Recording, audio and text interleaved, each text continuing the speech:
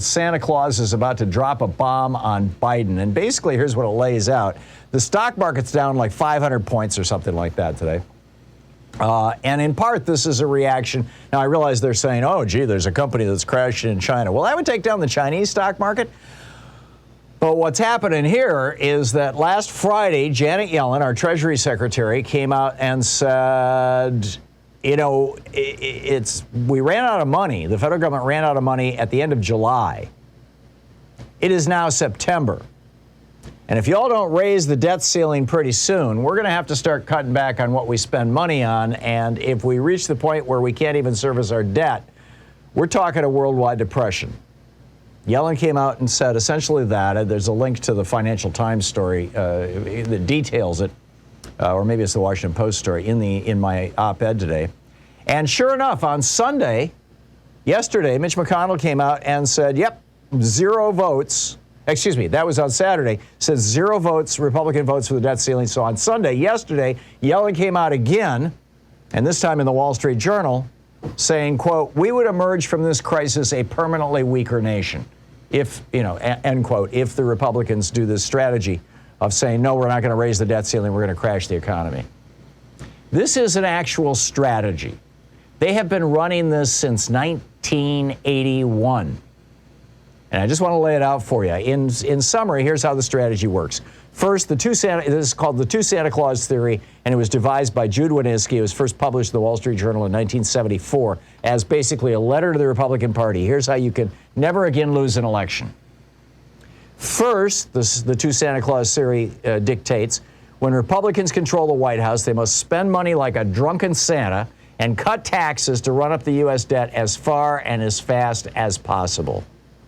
This produces 3 results for Republicans when they're in the White House. First, it stimulates the economy like crazy. Reagan tripled the national debt. He took it from $800 billion to $2.5 trillion and spent all that, you know, just spending mind-boggling amounts of money at the same time he was cutting taxes.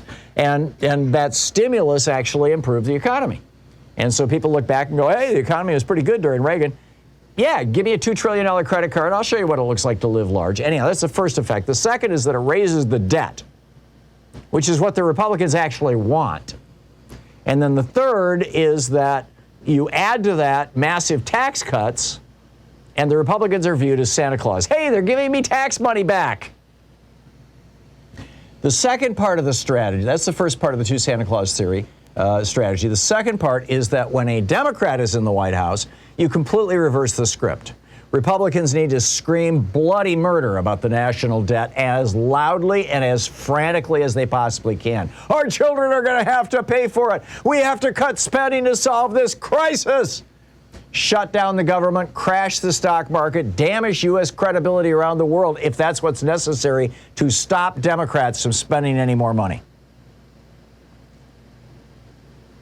And thus, in fact, if you can get the Democrats to even start cutting back on their own social programs that support average working people, they become not only, they cease to become Santa Claus, but they become the guys who shot Santa Claus.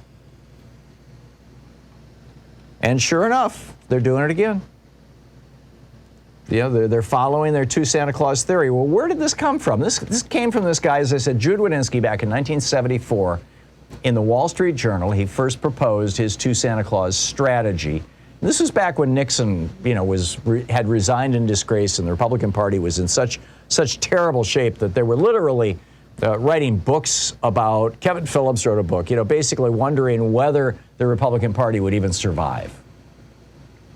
But Wanniski came out and said, no, the reason Republicans are losing elections is not because Nixon was corrupt. That is past. The reason Republicans are losing elections is because they oppose Social Security, they oppose Medicare, they oppose unemployment insurance, they oppose food stamps, they oppose welfare, and they're not viewed as Santa Claus, they're viewed as Scrooge. And we need to change that. And then, of course, the question was, okay, how do we do that? And he said, you become the Santa Claus of tax cuts. And thus was the strategy born. Right? And it worked really well. They did, you know, when first of all, Reagan came into office, and Reagan and Bush together ran up more national debt, more debt in the United States than every administration from George Washington to Jimmy Carter combined. Combined. All the world wars, all the debt, all the spending, the Revolutionary War, the Civil, everything, all added all together, and Reagan ran up more debt than that in one term. Well, you add Bush, 12 years, actually.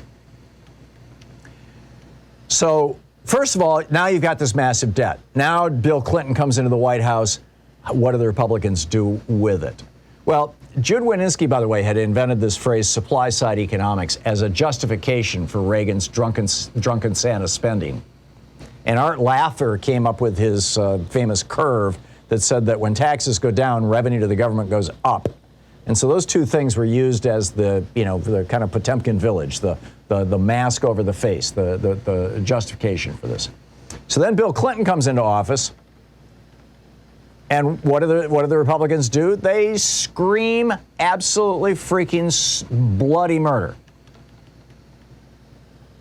Clinton had been elected on the New Covenant speech, his stump speech, which promised to expand Social Security, expand Medicare, create a single-payer health care system in the United States, expand the social safety net, all kinds of really great stuff that Clinton campaigned on.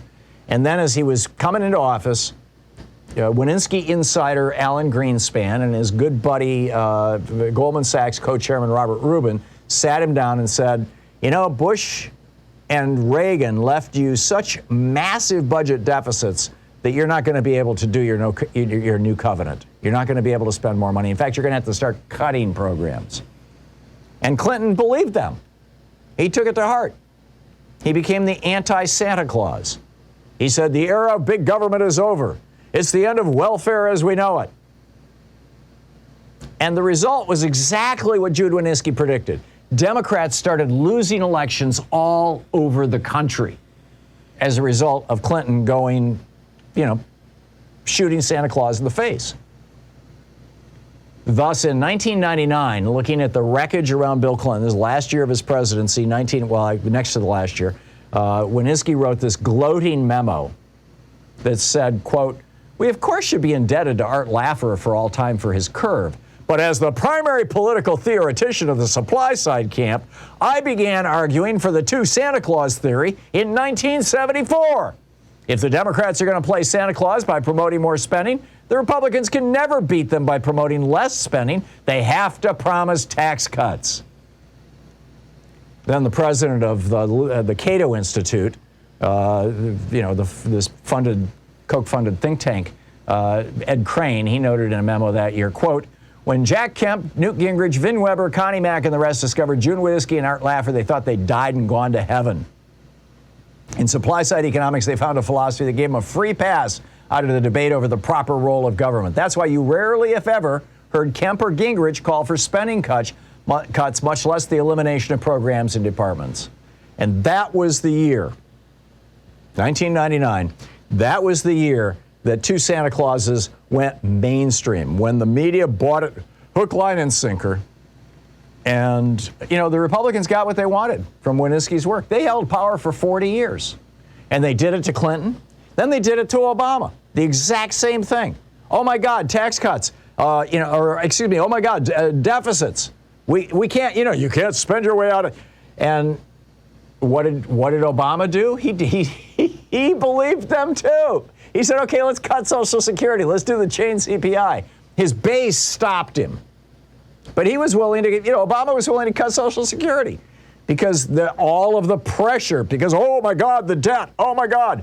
And then in 2011, when Obama was president, the Republicans, like they're threatening to do right now, like Mitch McConnell threatened to do over the weekend, they refused to raise the debt ceiling, and the U.S. shut down the government. In fact, if you're watching the series on, I forget where it's coming from now. I'm watching it on Amazon Prime, but it's coming from someplace else about Monica Lewinsky. The whole impeachment thing. I think it's Showtime. I'm not real sure. But anyway, Louise and I have been watching. It's an amazing movie. But we're up to part 2 right now. But that was the year. Sure enough, it was during the shutdown that Monica and Bill got kind of thrown in together into the Oval Office. But anyhow, that happened again. That wasn't 2011. That was 1999. whichever year it was. But it happened again to President Obama. Now, he didn't have Monica, but it's like it worked. And when Bush was in office, before, Cheney came out right out and said it. As they were spending money and cutting taxes, he said, Reagan proved deficits don't matter. We won the midterms. This is our due. So now they're trying to drop this bomb on Joe Biden's head, and already the stock market is going soft as a result of it. And it's going to get worse. Over the next couple of weeks, you're going to hear a lot of talk about the debt ceiling. This is what's really going on.